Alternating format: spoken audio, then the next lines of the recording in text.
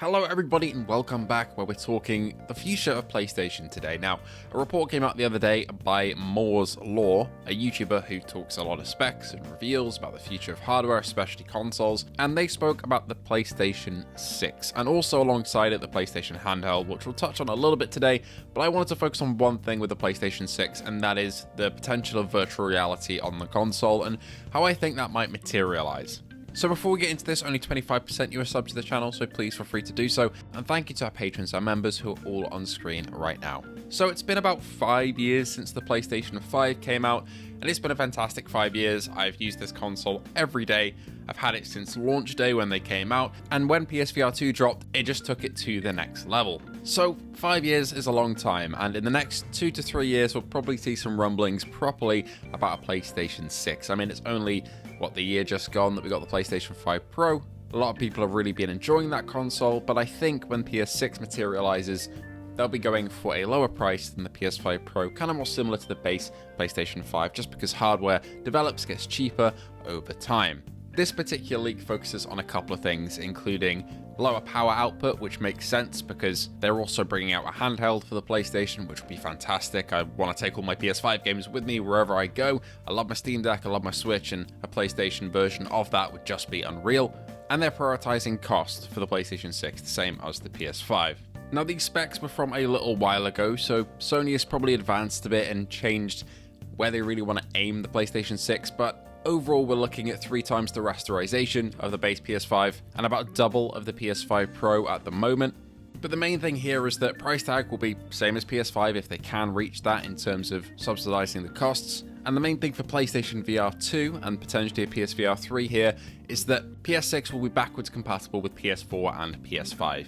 Now, PS4 titles, that's great. For people who love the flat screen games, I still play some PS4 titles that haven't been upgraded. It's good to see that PlayStation are going to be better with backwards compatibility going forward, because it's never really been a priority from PS3 to PS4. I wish I could play some of my old PS3 games, but unfortunately, you just can't.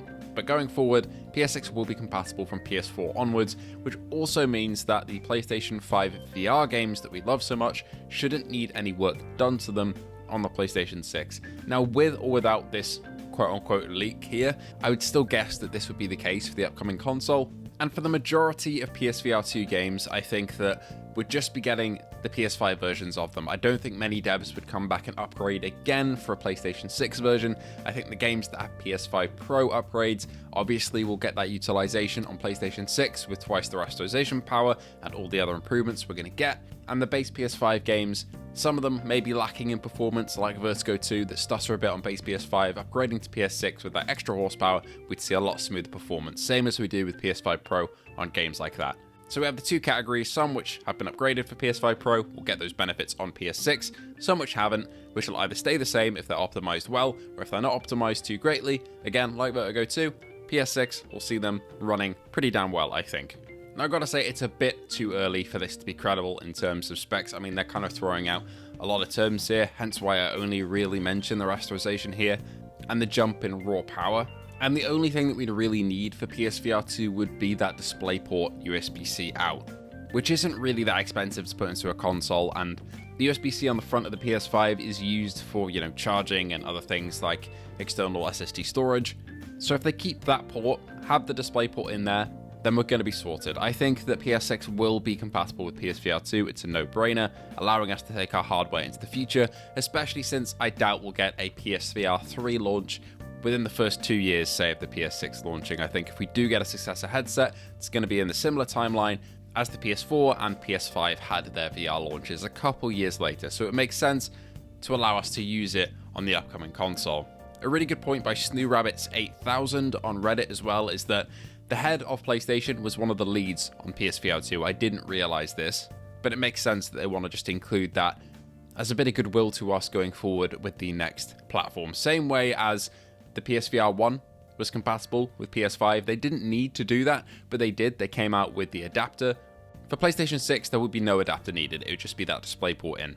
We don't need developers redoing their games entirely for them to work. We're going to have the same tracking system, same everything. It's not going to be like PS4 VR games to PS5 VR games, where the devs needed to fully upgrade them because the tracking was completely different. It'll be the same, and I imagine it'll be inside-out tracking for the next gen of PlayStation VR if we do get that as well.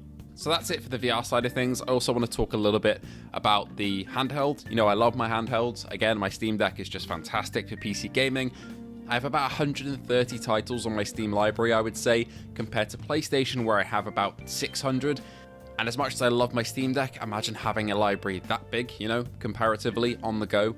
Obviously, you can only install so much on one device, but there are so many PS5 games that I would love to take with me around. Depending on the form factor and how much it is, I'm really interested in this handheld. It makes sense with the lower power output that Sony have been rumored to be going for, and I think the PlayStation software update that dropped that was coming soon also supports this lower power output for certain games. Makes sense for a handheld, right? The leaked specs have a micro SD slot, which is obviously expected. All handhelds pretty much have these. Also an M2 SSD slot though, which is a little bit more unexpected. Even Steam Deck doesn't have an extra one of those. You have to go and replace the M2 drive that's already in there if you want to expand your storage that way. A touchscreen, again, probably pretty expected. Haptic vibration, again expected because it's PlayStation. They're kind of the front runners for that. And dual microphones, which is interesting. Not really something that I'd be interested in because I don't really online game, at least in a party or with voice chat with handheld devices, but still good to see. And could have a price range between $400 and $500, which I honestly think is fairly reasonable for something that powerful. I mean, if you look at the Xbox ROG Ally X, that is like, what, $1,000 almost? So I think that's fairly reasonable for Sony to go for that, and I'm really, really interested in this handheld. But it all depends on how many games are optimized for it, whether you can pick one up and play Helldivers, or Assassin's Creed Shadows, or Ghost of Yotei, or Battlefield 6, for example. That would be nuts, even if it is at a lower output 30 FPS. We'll have to wait and see where we land on that, but they're claiming that the PS6 and the handheld will start manufacturing both in mid-2027, with a potential release date window between fall 2027 and early 2028. Honestly, I'd see the PS6 being a full 2027 deal, and maybe the handheld coming out in early 2028 to complement it. Again, we're a while away from that. I mean, that's what, 2 years basically away from the PS6 release, which honestly I think that time will fly. But for the handheld, that's even further away potentially if we're going off that time frame. But I'm really excited for it. I think handhelds are kind of the way forward for some gaming, but of course normal consoles and PCs will always have a place in my heart and I'll always use them. But really excited for all that. We should be supported with the PlayStation VR2 going forward as well, so interested to see how this all turns out. Thank you so much for watching. Let me know what you think in the comments below, and I hope to see you all in the next one.